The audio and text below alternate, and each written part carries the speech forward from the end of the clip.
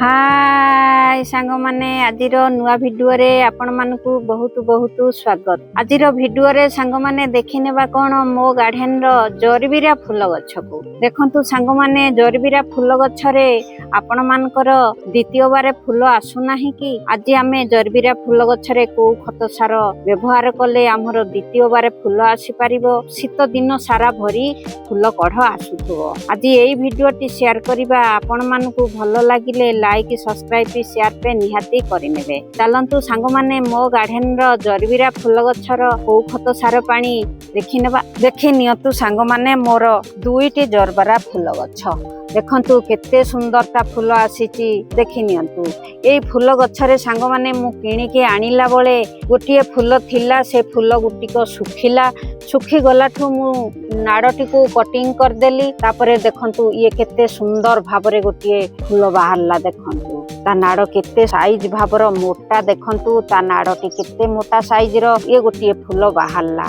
ता पटकू देखंतु सांग माने ता मूलरू आउ गोटिए बाहरुची देखंतु। मु ए गछटी को 15 दिन हेलाणी मु ए गछटी को किणिके आनिथिली। मु तो वीडियो रे शेयर करिथिली आपण मानकू। से फूलटी कटिंग हेलाठु देखंतु मोर केमिति भाबरे ता पटकू ता पट सुंदर भाबरे कढ बाहरी आसुची देखंतु। गोटिए फूल फुटिला गोटिए फूल बाहरी आसुची देखंतु सांग माने। तापरे हमें आउ गोटिए गछ को देखिनेबा। देखंतु ये गोटिए जरबेरा गछ मोर एठी सांग माने गोटिए फूल थिला मु ताउ किणी आनिथिली।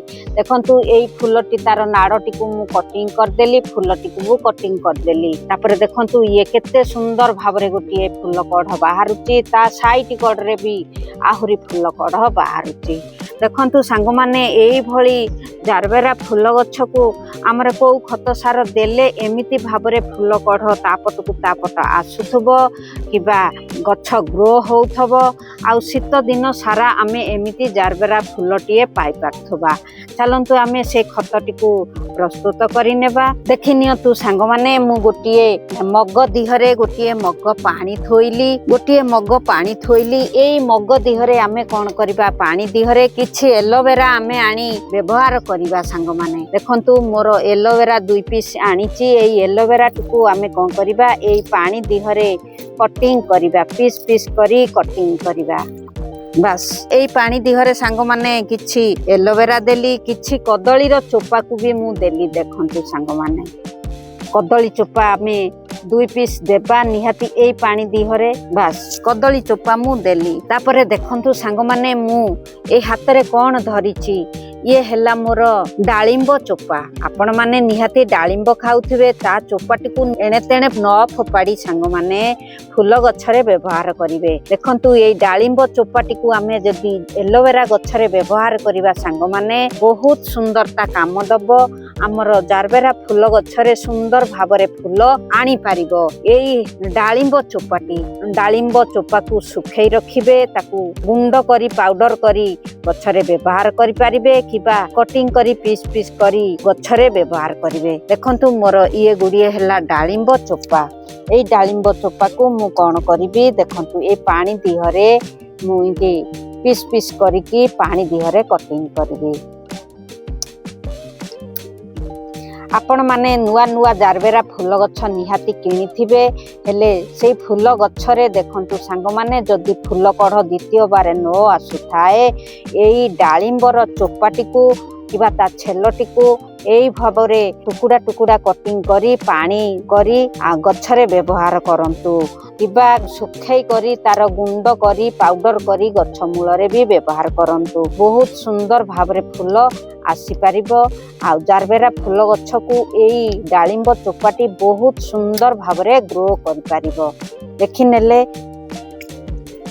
बस देखि नेले सांग माने मु एई पानी टिरे कोन कोन देली सांग माने किछि एलोवेरा खंड देली कदली चोपा 2टी डालिंबर छेलो डालिंब चोपा को मु देली 3-4 पीस एठी व्यवहार कली। देखि नियंतु सांग माने एई पानी टिकु आमे निहाती जरबेरा गछरे व्यवहार करिबा। या व्यवहार करिबा पूर्वरु सांग माने पानी टिकु 10 रु 15 मिनिट आमे एमिति बनेकी रखी देबा। तापरे आमे जरबेरा गछर मूल देखि नेबा। आपणक जरबेरा फूल गछ मूल रे माटीटी हल्का निहाती रहिबा जरूरी। किंतु माटी जदी ଭଲ ମାଟି ନ ହେଇଥିବ ସାଙ୍ଗମାନେ କିଛି ଧାନର ଅଗାଡ଼ି କଠାକୁ ମିଶ୍ରଣ କରିଦେବେ। ଦେଖିବେ ମାଟିଟି ଧୀରେ ଧୀରେ ସିଏ ହାଲକା ହେଇଯିବ। ଏଇ ଜାରବେରା ଫୁଲ ଗଛ ପାଇଁ ଆମର ନିହାତି ହାଲକା ମାଟି ଦରକାର। ମାଟିଟି ଶୁଖୁଥିବ ପୁଣି ମାଟିଟି ଉଦା ବି ରହୁଥିବ। ଏଇଭଳି ମାଟି ହେଲେ ଆମର ଗଛ ଜାରବେରା ଗଛ ବହୁତ ସୁନ୍ଦର ଭାବରେ ଗ୍ରୋ କରିବ। ଯଦି ବା ମାଟିଟି କେଲୁଅ ଅଂଶ ଧରିକି ଚିକିଟା ଅଂଶ ଧରିବ ମାଟି ଗଛ ଗ୍ରୋ କରିବ ନାହିଁ କି ଫୁଲ କଢ଼ ସୁସ୍ଥ ହେଇପାରିବ ନାହିଁ। ଦେଖନ୍ତୁ ସାଙ୍ଗମାନେ ମୁଁ ଗଛଟି 15 ଦିନ ହେଲା କିଣିକି ଆଣିଥିଲି। ଗୋଟିଏ ଥରରେ ମୁଁ ଲଗେଇଥିଲି। ଗୋଟିଏ ଥର ଖତ ସାର ପାଣି ବ୍ୟବହାର କରିଥିଲି। ଦେଖନ୍ତୁ କେତେ ସୁନ୍ଦରତା ଭାବରେ ଫୁଲ ଫୁଟିଛି, କେତେ ସୁନ୍ଦର ଭାବରେ ମୋଟା ସାଇଜର ପୁରା ନାଡ଼ କଢ଼ ଆସିଯାଉଛି। ଏବେ ଦେଖିନେଲେ ସାଙ୍ଗମାନେ ଗଛ ମୂଳକୁ ଅନ୍ୟ ଘାସ କିମ୍ବା ଅନ୍ୟ ଗଛ ଉଠିଥିଲେ ତାକୁ ଏମିତି ଭଲ ଭାବରେ ସଫା କରିଦେବେ। ତା ମୂଳରେ ଯଦି ପତ୍ର ଡାଳ କିଛି ଶୁଖିଗଲା ସାଙ୍ଗମାନେ ତାକୁ ଏମିତି ଛିଡ଼େଇ କରି ଶୁଖା ପତ୍ରକୁ ବାଦ କରିଦେବେ। ଦେଖନ୍ତୁ ଇଏ ଗୋଟିଏ ପତ୍ର ମୋର କେମିତି ଭାବରେ ରହିଛି। ଏମିତି ପତ୍ର ହେଇଗଲେ ତାର ମୂଳ ସାଇଡରୁ ଏଇଭଳି ଭାବର ପତ୍ର ଗୁଡ଼ିକକୁ ଛିଡ଼େଇକି ବାଦ କରିଦେବେ ସାଙ୍ଗମାନେ। ଜାରବେରା ଗଛର କେୟାର ନେବେ। କେୟାର ନେଇ କିଛି ଖତ ପାଣି ଏମିତି ବ୍ୟବହାର କଲେ ସୁନ୍ଦର ଭାବରେ ଫୁଲ ପାଇପାରିବେ। ଦେଖନ୍ତୁ ଏଇଭଳି ପତ୍ର ଯେଉଁ ପତ୍ରଟି ଶୁଖିଲା ଆଉ ତାକୁ ଏଇ ପତ୍ରକୁ ଛିଡ଼େଇକି ବାଦ କରିଦେବେ। ମୂଳରୁ କିଛି କିଛି ପତ୍ର ଛିଡ଼େଇକି ବାଦ କରିଦେବେ। ଏବେ ଦେଖିନେଲେ ସାଙ୍ଗମାନେ ଏଇ ଖତ ପାଣିଟି ମୋର ପ୍ରସ୍ତୁତ ହେଇଗଲା। ଦେଖନ୍ତୁ ସାଙ୍ଗମାନେ ଏଇ ଖତ ପାଣିଟି ମୋର ପ୍ରସ୍ତୁତ ହେଇଗଲା। ଏଇ ଖତ ପାଣିଟିରେ ମୁଁ କଣ କଣ ଦେଇଛି ଦେଖିନେଲେ ସାଙ୍ଗମାନେ କିଛି ଏଲୋଭେରା, କିଛି କଦଳୀ ଚୋପା, ଡାଳିମ୍ବର ଚୋପା। ନିହାତି ଡାଳିମ୍ବର ଚୋପାଟି ଯଦି ଆମେ ଜାରବେରା ଫୁଲ ଗଛରେ ବ୍ୟବହାର କରିବା ସାଙ୍ଗମାନେ ବହୁତ ସୁନ୍ଦରତା କାମ କରିବ। ଦେଖିନେଲେ ଏଇ ପାଣିଟିକୁ ଆମେ କଣ କରିବା ନା ଆମର ଜାରବେରା ଫୁଲ ଗଛରେ ଢାଳିବା। ଦେଖନ୍ତୁ